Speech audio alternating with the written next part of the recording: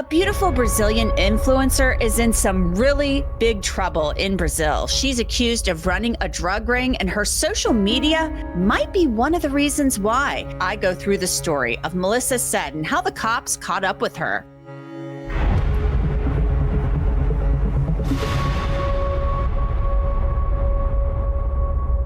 Welcome to Crime Fix. I'm Anjanette Levy.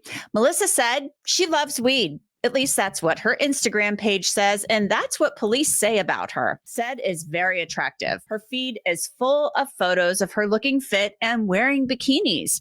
Her Instagram also shows her holding lots of joints, but we can't show that to you. YouTube does not like us showing drugs. Now, you would think that Said would hide her love of drugs, but investigators in Brazil said that she practically advertised it, and now she's accused of running a major drug ring, trafficking in marijuana and narcotics. Said was arrested in a raid last week called Operation Erva Efetiva, which translates into weed loving in Portuguese. Said was considered a fugitive. She knew she was wanted. Police said they found Said in the state of Bahia in Brazil, where she'd been hiding out with friends. And Said wasn't the only one taken into custody. Police said they also picked up 3 of her accomplices. One was charged with drug trafficking after officers found 3 pounds of so-called Skank marijuana. That usually means it's not very good. Now, police said they also recovered 270 grams of hashish. That's a concentrated form of cannabis made from the resin of a marijuana plant. And they said they also found small portions of marijuana, digital scales, plastic bags, and cell phones. All of these things could have been used to package and sell drugs. But Melissa, she is denying that there's a drug ring or that she was the leader of it. When she was arrested, reporters surrounded her, and she said, "It's a shame. No one in the world should be arrested for smoking marijuana." Her Instagram feed, of course, is full of these pictures and videos where she is smoking marijuana, and she says she just advocates for the personal use of marijuana. That's what she loves. So to discuss this case, I want to bring in somebody who has investigated many, many instances of drug trafficking in the past. He is Denny Boone. He's a retired lieutenant. And Denny, I'm really interested to talk to you about this because I know that you've done many a drug investigation in your time. So we've got a 23-year-old young woman who's in a whole world of trouble down in Brazil, accused of basically running a drug ring and being a drug mule. We're talking about, marijuana. We're talking about possibly narcotics, according to law enforcement. So it seems to me the first mistake here on this woman's part, and she says she didn't do anything wrong. She's saying, look, I smoke a little bit of weed. That's all I do. Parading around on social media with joints, probably not the best thing to do. That probably raises a lot of eyebrows as far as law enforcement is concerned. Well, we don't arrest the smart ones. So, that was kind of weird.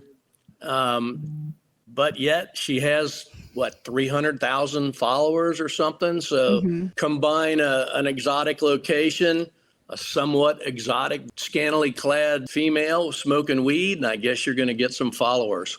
Yeah, I guess so. And she does have 300,000 followers or so, somewhere in that ballpark. What is your kind of gut telling you on this? I mean, she was hiding out, apparently. She was considered a fugitive. So law enforcement actually had to go track her down in this state in Brazil. They find her. They nab her, and then she's like, look, I didn't do anything wrong. So what's your gut kind of telling you as far as this goes? Because she's being paraded out there, but then they had arrested some accomplices.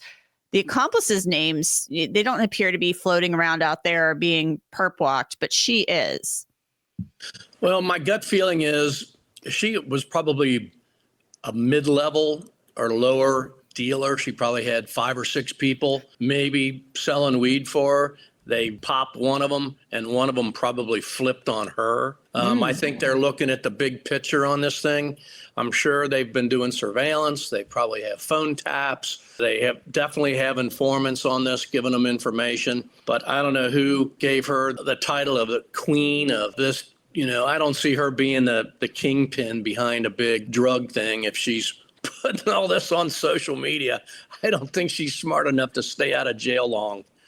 Yeah. Do drug kingpins typically advertise drug use and their love of drugs? I guess weed loving is what her title was on Instagram. Do they usually like advertise like this on social media in your experience? I mean, I'm not saying like every drug dealer is really smart, because we've seen this before where people involved in crimes put stuff on social media that they shouldn't. But in your experience, would a drug kingpin be posting all this stuff on social media? No, not at all. She's, what is she, 23 years old, something along those lines. I think this is an ego thing for her. She's putting all this stuff, what is it, hundreds of pictures online of her doing drugs, smoking drugs. And did I read she's telling people how to do things? I'm trying to figure out where the money's coming from. You always try to look at where the money goes. And I don't think she's making that kind of money off of Instagram. I mean, I know she has that many followers, but I don't think you're going to get a lot of advertisers wanting to back you for narcotics trafficking. I'm not really sure. If you think the crime stories that we cover here on Crime Fix are scary, wait until you hear what's happening with your personal data online. Your name, phone number, even your address, it's all floating around the internet for data brokers to sell or for scammers to steal. Our sponsor, Incogni, it lets you take back control. They find which data brokers have your info and demand they remove it. When I signed up, they found more than 50 brokers with my data, and within days, it started disappearing. Setup takes just minutes. Create an account, authorize Incogni to act for you, and they do the rest. And with their new unlimited plans custom removals feature, you can submit custom links where your data shows up, and a team of privacy experts will remove it for you. So if you care about your online safety, and you really should, take your data back with Incogni. Use code CRIMEFIX for 60% off an annual plan. You know, investigators, this is a quote, from police. Investigations also indicate that she purchased the drug and passed it on to some followers through social media contacts. So let's say they do have evidence of that. It sounds like her Instagram and her messages on Instagram, those direct messages, could be a treasure trove for investigators. So would your gut be telling you that if somebody did flip on her, somebody lower level, that they are somehow, they've got access to those messages and they're seeing where she's kind of arranging these deals and passing stuff along to other people? They have all that. They've got everything on her Instagram account. They have all of her phone tolls. They have everything. They know who she's talking to. They knew that ahead of time. I'm sure they were going after Mr. Big somewhere along the line. Her name came up, and I have a little bit of a theory on how that happened, but I'm pretty sure they popped her hoping to get her to flip on the big guy. There's no way she's the big guy. Yeah, and I want you to kind of talk to me about that a little bit. You think there's somebody much higher up in the chain than she is. You don't think that she's the top of the food chain, if you will. No, I think she has a sugar daddy.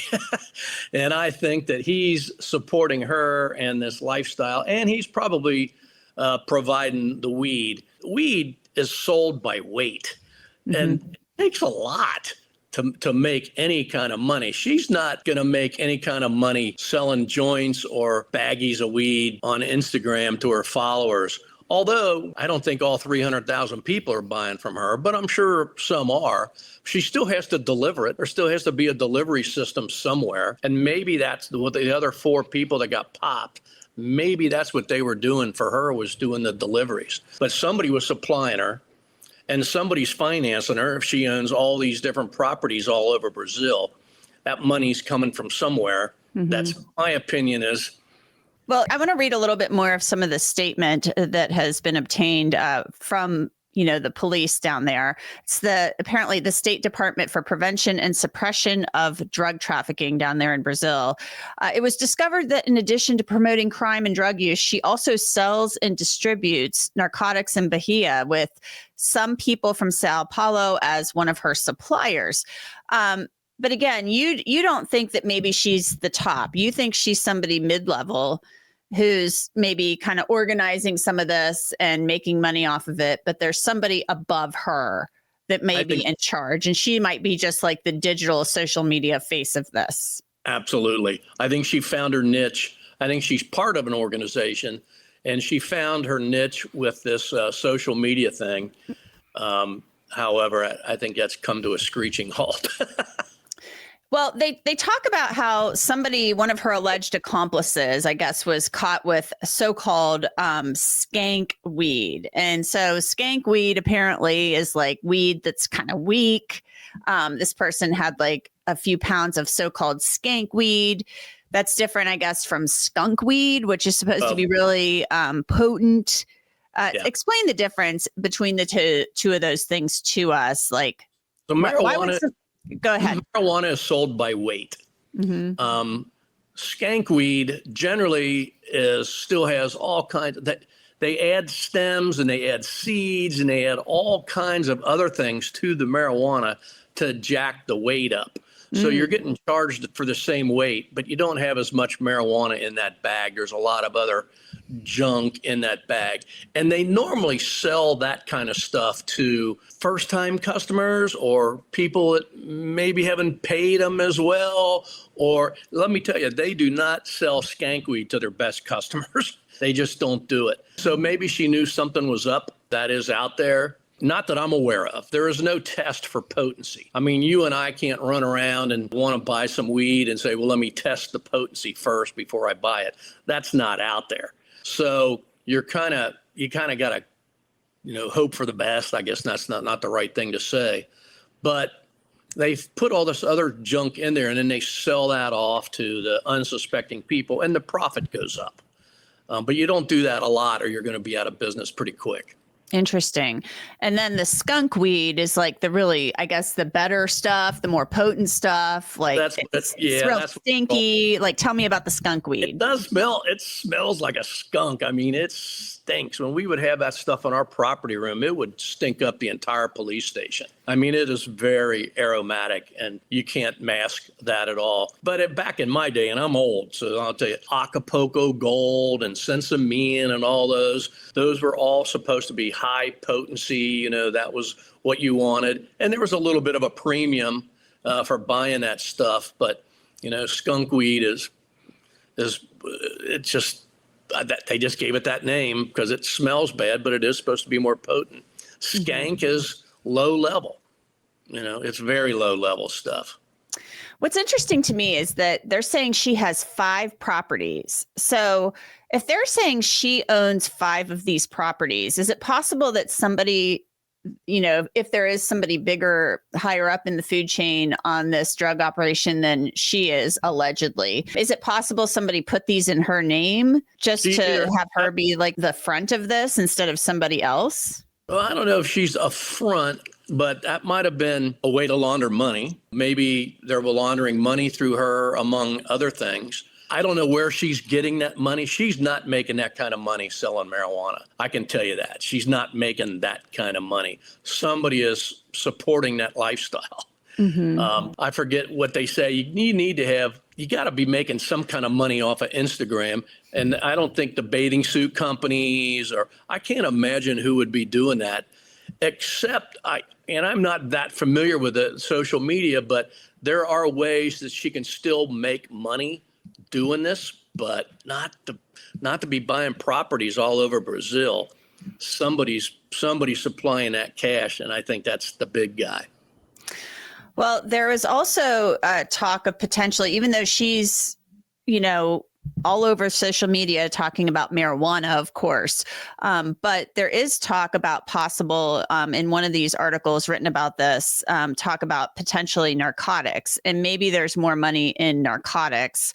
But again, she's obviously innocent until proven guilty. But there would be a lot more money maybe involved in narcotics than in the trafficking of marijuana, wouldn't you say?